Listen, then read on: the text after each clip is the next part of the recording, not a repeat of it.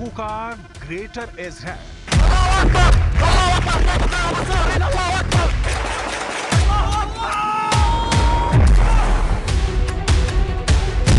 Commander Jolani का greater अर्थ।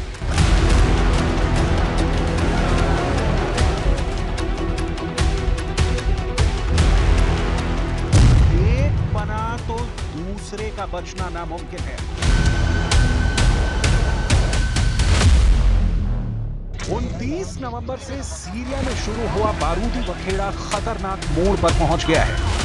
Syria में जश्न मना रहे कमांडर जुलानी के लड़ाके एक नए युद्ध का ऐलान कर रहे हैं।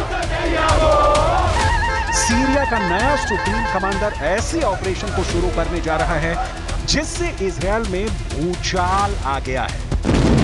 11 दिन के युद्ध में जिस कमांडर जुलानी ने मोस्ट पावरफुल लीडर पुतिन को झटका दे दिया, वही एचटीएस सरगना अब नेतन्याहू को चैलेंज देने जा रहा है। इस चैलेंज को कमांडर जुलानी ने ग्रेटर अरब नाम दिया है। क्या है कमांडर जुलानी का ग्रेटर अरब ड्रीम? क्यों कट्टर कमांडर की वॉर प्लानिंग ने तेल अवधि की टेंशन बढ़ा दी है? इसकी डिटेल जानने से पहले गाजा चलिए, देखिए कि जुलानी के बिग बोल्ड स्टेप का साइड इफेक्ट हमास को कैसे झेलना पड़ रहा है।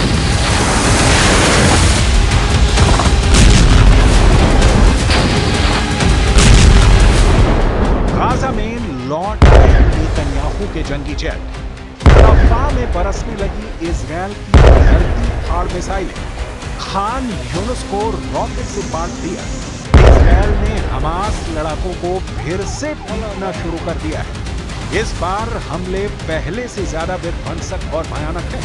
इजरायल डिफेंस फोर्स हमास के गढ़ में किसी को भी बर्बाद करने पर तुली हुई है। गाजा में इजरायल सेना ने 14 दिसंबर को भीषण हमला कर 8 लोगों को मौत के घाट उतार दिया। गाजा नागरिक सुरक्षा प्रवक्ता महमूद बसल ने सिन्हुआ को बताया कि इजरायल के हमले में फोटो पत्रकार शादी अल सलाफी की अल सिना इलाके में मौत हो गई है। मध्य गाजा पट्टी में अल मगाजी शरणार्थी शिविर में इजरायली हमले में 2 नागरिकों की मौत का दावा हमास ने किया। दक्षिणी गाजा पट्टी में रफा शहर के उत्तर में मिराज इलाके में गोलीबारी में एक हमास फाइटर मारा गया है। खान यूनुस में एक तंबू पर हुए इजरायली हमले में 3 के मरने की जानकारी दी गई है। इजरायल के नए हमले में हमास के अंडरग्राउंड रॉकेट लॉन्च साइट भी तबाह हुई है।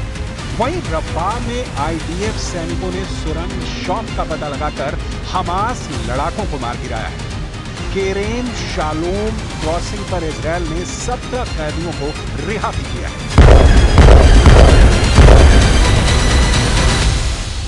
We discussed Gaza, and we discussed, I think, the opportunity to finally try to complete the hostage ceasefire agreement, to get the hostages home, to get a ceasefire in place.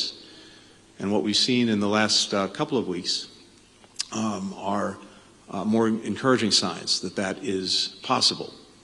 And in my discussions with President Erdogan and with Minister Fadan, we talked about the imperative of Hamas saying yes to the agreement that's possible to finally help bring this to an end.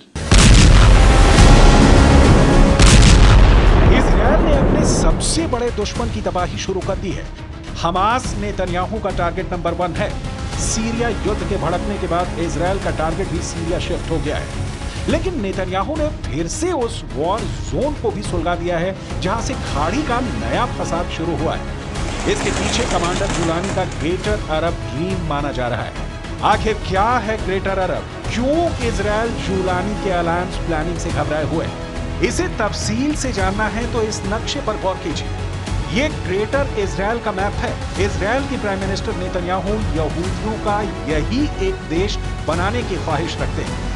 Israel में greater Israel की बात जनवरी 2024 को Israel के leader एवी लिपिकिन ने शुरू की थी, जिसमें उन्होंने इजरायल की सीमा लेबनान से सऊदी अरब के ग्रेट डेजर्ट और भूमध्य सागर से फरात नदी यानी इराक तक फैली हुई बताई थी।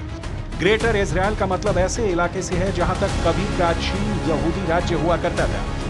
इसे मध्य पूर्व के लिए यहूदी विस्तारवाद की योजना भी कहा जा सकता है।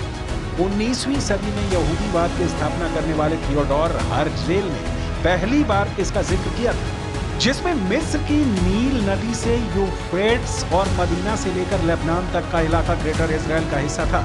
मतलब आज की तारीख में ग्रेटर इजराइल के नक्शे पर मिस्र, लेबनान, सीरिया, इराक, सऊदी अरब, पूरा जॉर्डन और कब्जे वाला फिलिस्तीन भी शामिल है।